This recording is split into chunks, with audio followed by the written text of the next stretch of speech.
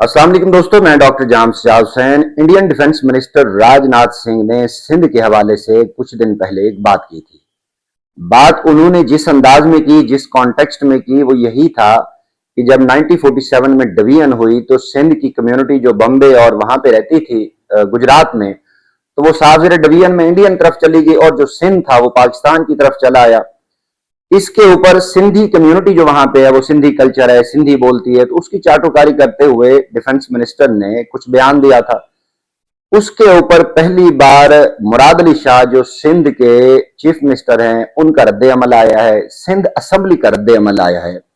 आज मेरी ख्वाहिश है आपको उन्हीं के बयानात सुनाऊं और आप जाने, खासतौर पे इंडियन जो सिटीजन हैं, जो इंडियन लोग हैं, वो सिंध की जो नुमाइंदगी करती है सिंध असेंबली, और सिंध के चीफ मिनिस्टर ने क्या बात की है वो उसको सुने। पहले राजनाथ सिंह ने क्या बात की, फिर मुर्तजा वहाब ने उसके ऊपर एक वीलॉग किया, उसके ऊपर एक वीडियो की। पहले एक राजनाथ सिंह की बात सुने, मुर्तजा वहाब की सुने, फिर हम आगे चलते हैं। आज सिंध की भूमि, मेरे बहनों भाइयों, यह भारत का हिस्सा भले ही न हो, लेकिन सभ्यतागत रूप से सिंध हमेशा भारत का हिस्सा रहेगा। और जहां तक जमीन की बात है तो बॉर्डर्स तो बदल सकते हैं, क्या पता कल को सिंध भारत में फिर से वापस आ जाए। जंगी और सफारती मैदान में भारत की पाकिस्तान के हाथों शिकस्त के बाद भारतीय वजीर दिफा जो है हवास बाख्ता हो चुके हैं और इसी हवाले से वो ऐसी बातें कर रहे हैं जिनका हकीकत से, तारीख से कोई लेना देना नहीं है।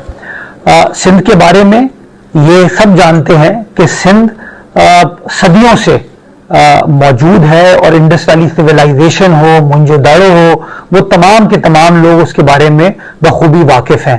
सिंध वो धरती है जिसको गेटवे टू इस्लाम भी कहा जाता है बर्रे सगीर के हवाले से, बिकॉज 8वीं सदी के अंदर इस्लाम जो है सिंध के जरिए इस इलाके में दाखिल हुआ था।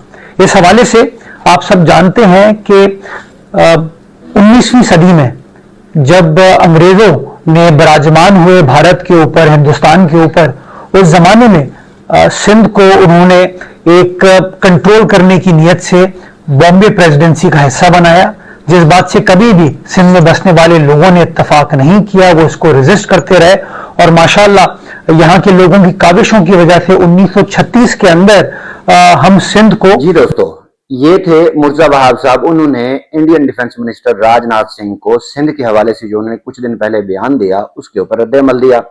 सरदार शाह सिंध असेंबली के अंदर एक एमपी है, मेंबर पार्लियामेंट है, उन्होंने भी सिंध असेंबली के फ्लोर के ऊपर बात की और उन्होंने कुछ हिस्टोरिकल कॉन्टेक्स्ट बताया, हिस्ट्री के हवाले से बताया कि सिंध और इंडियन जो गुजरात है, बॉम्बे रेजिडेंसी है, उसके हवाले से कोई बात की। मेरी ख्वाहिश है आप वो भी सुने।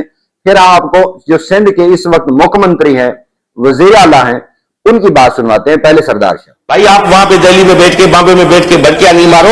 यहाँ पे कोई मराठा बोलने वाला नहीं है, वहां पे हमारे बोलने वाले बैठे। कल हम क्लेम कर सकते हैं कि राजस्थान, गुजरात और हरियाणा हमारा पार्ट है, historically should be given to us. हम वो वापस ले सकते हैं। कल कश्मीर हमारा हिस्सा रहा है, हमने हमेशा रेवोल्यूशन में बात की है। कश्मीर वादी सिंध का हिस्सा है जो उनके पार्ट में, आज वादी सिंध तो पाकिस्तान है, तो ये हमारा राइट बनता है। मैं सच्ची बात यह है कि उसकी जब स्टेटमेंट आई, एक मज़ाहिया किस्म का एक बयान था जिसको कोई पता ही नहीं था कि हम कल वापस ले लेंगे, ये उसका हिस्सा रहा है। अरे बाबा, अपने बड़ों के जो आपके माई बाप है उनके तो पढ़ो, उन्होंने क्या लिखा है। ये इंडिया नाम तो ब्रिटिश दौर में आके उसको इंडिया नाम दिया गया, ये हमेशा पहले तो इंडस ही काउंट होता था। तो मैं समझता हूं ये उसकी तारीखी हकायक को मसख करने की स्टेटमेंट है, डिस्टॉर्शन है तारीख की। और उन्होंने, हम यहाँ पे जो वादी सिंध के जो लोग हैं, जो कश्मीर से लेकर खेती बंदर तक, उनकी उन्होंने दिलादारी की है। ये तारीखी हकायक को उन्होंने तोड़ मरोड़ के पेश किया है।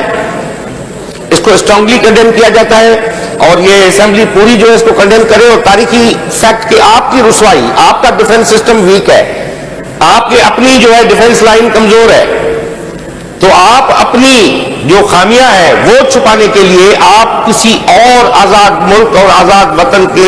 ये सरदार शाह वहां पे मेंबर पार्लियामेंट है सिंध असेंबली के अंदर, उन्होंने बात की। यकीनी तौर पर राजनाथ सिंह को समझ आई होगी। अब मेरी ख्वाहिश है कि जो इंडियन अवाम है, जो देख रही है कि जब ये शिकस्त खुर्दगी है इंडियन जो डिफेंस मिनिस्टर राजनाथ सिंह, अमित शाह, मोदी की, کہ پاکستان نے بھارت کو ایک عبرتناک شکست دی. دیکھیں یہاں پہ ہمارا مقصد انڈین عوام نہیں ہے.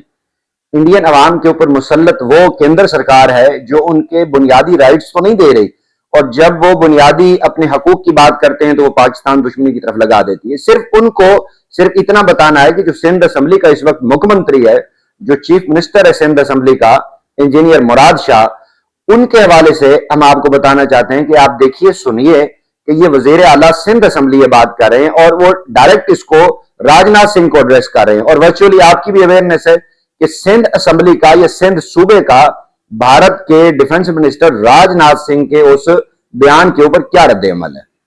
راجناتھ سنگھ ان کو اتنا سندھ کا درد ہو رہا ہے, شاید کہیں ادھر سے شاید مائگریٹ کر کے گئے ہوں. اس نے سندھو کا پانی نہیں پیا, اس نے سندھو کا پانی ٹیسٹ نہیں کیا, اسی وجہ سے اس کی دماغی حالتیں, گندے انڈے ہر جگہ ہوتے ہیں.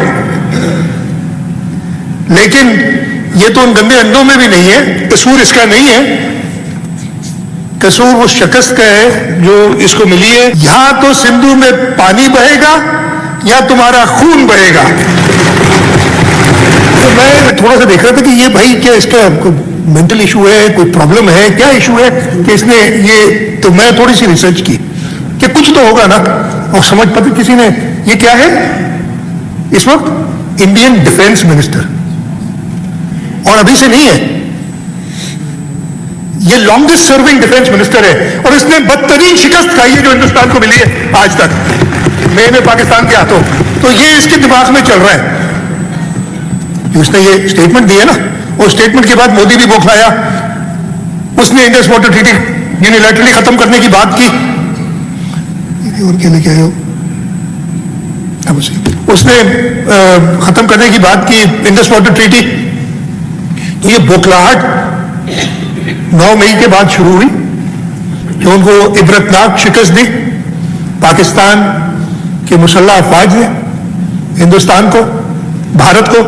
اور پھر یہ ہر جگہ پہ جہاں ان کو موقع ملتا ہے. اچھا میں نے کہا شاید بھائی یہ راجناتھ سنگھ ان کو اتنا سندھ کا درد ہو رہا ہے, شاید کہیں ادھر سے شاید مائگریٹ تو کہیں سے آپ کو لگ رہا ہے, کہیں سے آپ کو محسوس ہو رہا ہے کہ سید مراد Ali Shah Indian defence minister کے حوالے سے کوئی ایسی بات کر رہے ہیں جو انڈین ڈیفنس منسٹر کی اس سٹیٹمنٹ کو سپورٹ کرتی ہو, بلکہ وہ تو جو چیئرمین ہیں پاکستان پیپلز پارٹی کے, ان کا وہ جملہ دہرا رہے ہیں کہ سندھو کے اندر یا پانی بہے گا یا تمہارا خون بہے گا.